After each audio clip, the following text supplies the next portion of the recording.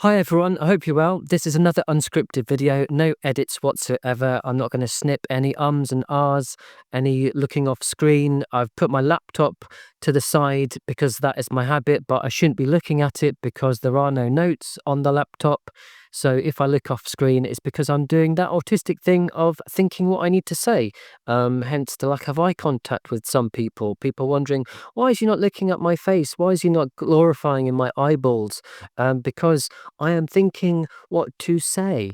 And then I'm going to look at you and I'm going to look off screen and I am going to think what to say next. And then I'm going to look back at you and I'm going to look off screen and I'm going to stop being sarcastic. So this video is called Gig and it's named after this book by Simon Armitage, who is the current poet laureate for Great Britain, England, the UK, whatever you want to call it. And I was really enjoying this book, which I've almost finished. And there was a bit that stopped me in my tracks. I wasn't walking and reading at the same time, but I was enjoying it very much. And then there was a part of the book that made me stop enjoying it so much. And I'm going to read it out to you now. And by all means, as always, share your thoughts underneath the video, or email me, or write stiff letters to myself and the poet laureate, or praise him, whatever your opinion might be. So what he wrote, and the bit that stopped me in my tracks, was this bit. To find myself in possession of the entire works of Bob Dylan, like owning every copy of National Geographic or a complete set of Pokemon cards, suggests to me a kind of autism that, for most of my adult life, I've been attempting to avoid. So this book came out in 2008. And I think in the past 17 years, people's understanding of autism has changed a lot for the better. I like to think anyway. But, here we have, not that long ago, the poet laureate. He wasn't the poet laureate then, but still nonetheless a very well-established poet.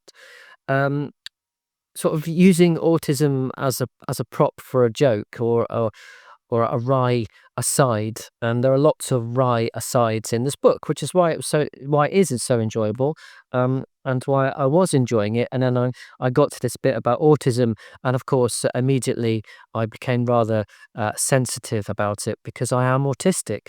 Now I've pressed record and deliberately not written any notes, made any preparation whatsoever, just to see what falls out of my mouth.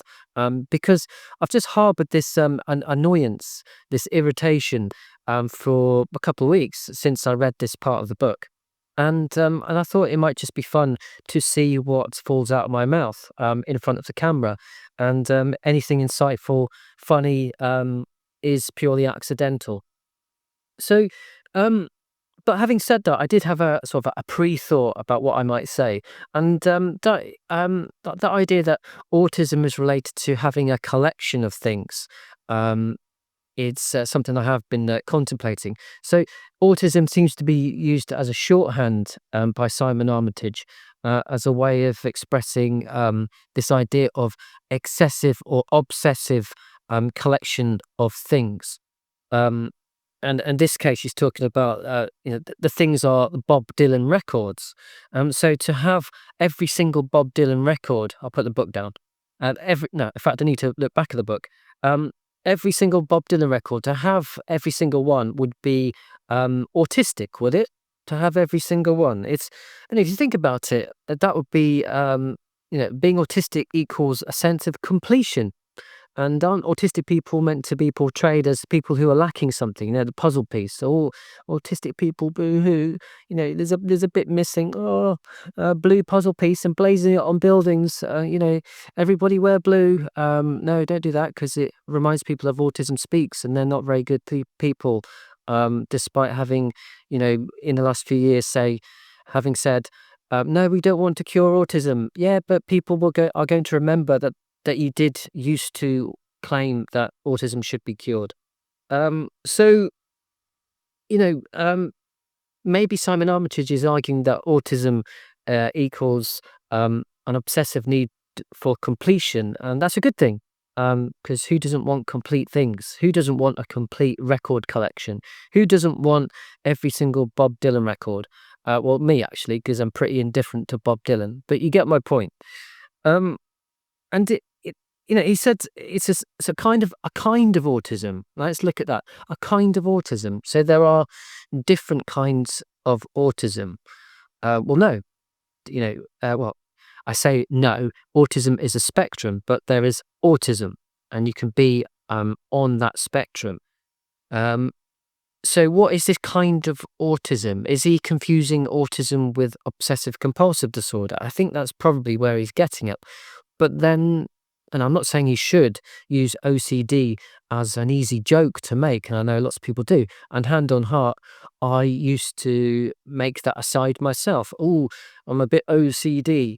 But no, Simon Armitage is saying I don't want to be a bit autistic, I guess. Um, but a kind of autism. What does he mean? He's a poet. He's a poet laureate now.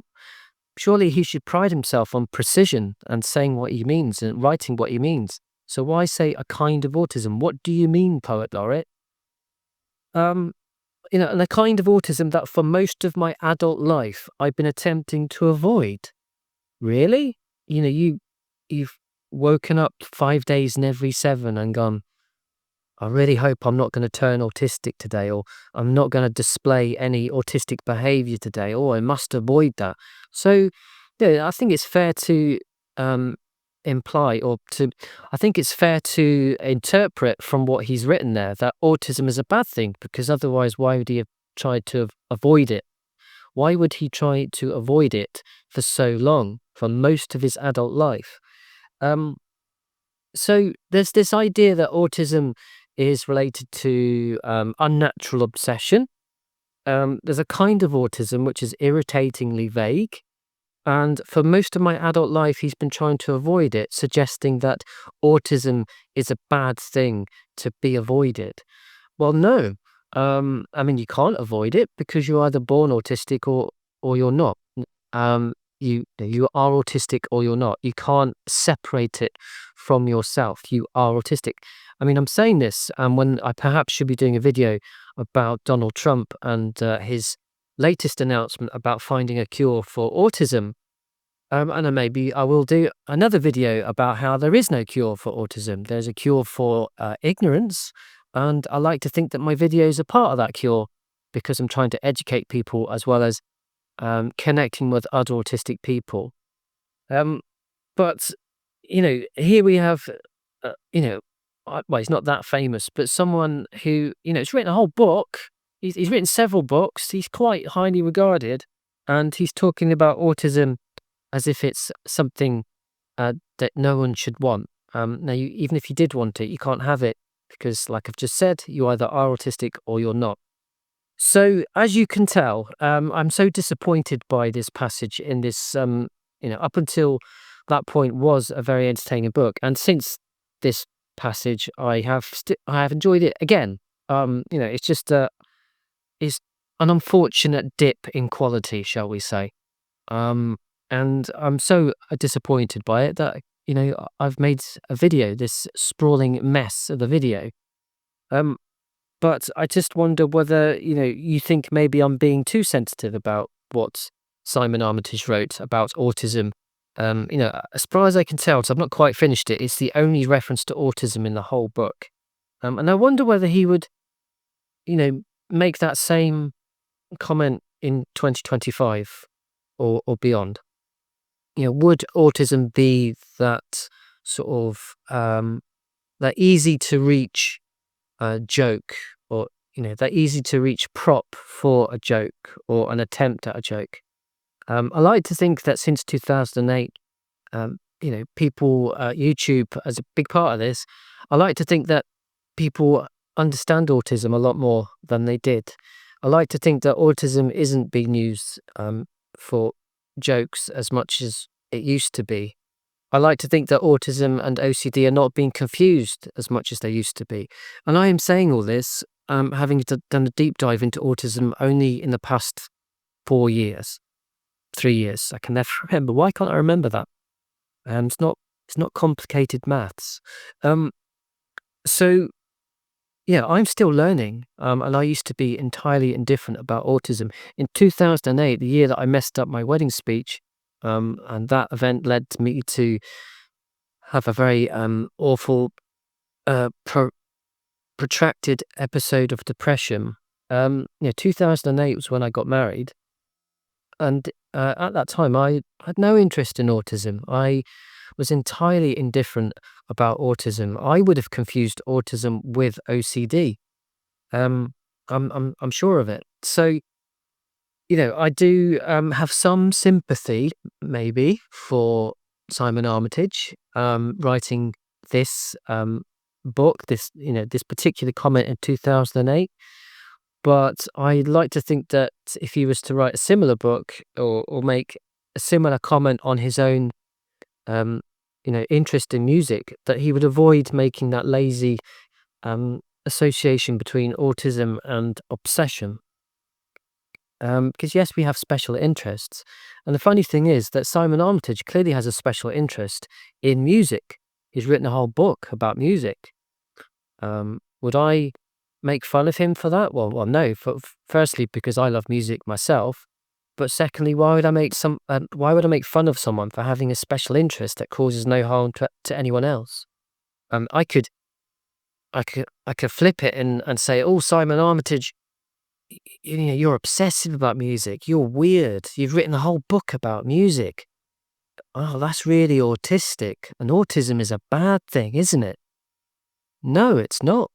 I love the fact that you've written this really entertaining book about music with that unfortunate comment about autism. Put that to one side. It's a really entertaining book. I love the fact that you write wonderful poetry. Isn't poetry an obsession of yours, given that you've made a career out of it?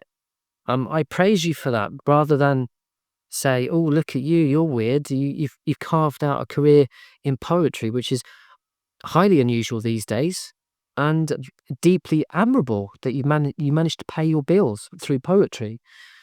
So, let's ditch the autism equals bad equals obsession, uh, you know, equals you know easy opportunity for a lame joke.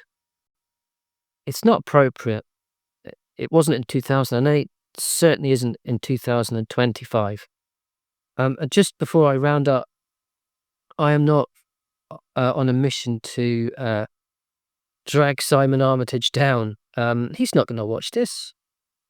He's a busy guy writing poetry and writing books and maybe writing silly jokes that don't land so well. Join the club. Um, Although I'm not writing any of this, I'm just, like I said, letting the words fall out of my face, to use Paul, adult with autism's wonderful phrase. Another northerner, as Simon Armitage is. They're very funny up north, and I mean that in a very positive way. My best friend is a northerner from Simon Armitage's neck of the woods. So I have a lot of time for northerners. I don't care where you're from. Anyway, I have no real beef with the guy who wrote the book. I just wanted to share my thoughts about that particular part of the book because it mentioned autism in a negative way, and I'm not having it. And it's material for a video, and I'm a shameless opportunist, as was Simon Armitage, in my view, when he made that lame reference to autism. So I hope this was entertaining in a tiny way. If it was a dreadful mess, let me know, but let me know in a nice way, and I'll get back to those tightly scripted videos and those wonderful jokes that always land. So thank you for listening, and take care.